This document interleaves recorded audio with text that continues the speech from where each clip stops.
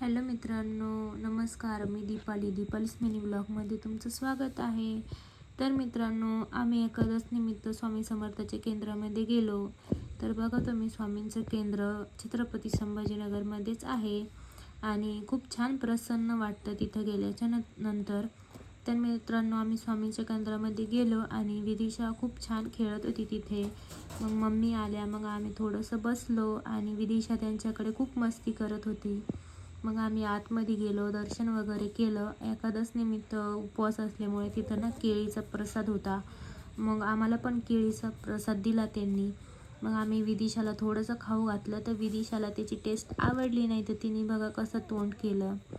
तर मित्रांनो, खूप छान वाटलं केंद्रामध्ये गेल्याच्या नंतर, खूप प्रसन्न वाटलं आणि खूप मस्ती पण केली विदिशाने. आम्ही थोड्या वेळ बसलो तिथे. मग त्याच्यानंतर आम्ही तिथून निघलो आणि घरी आलो.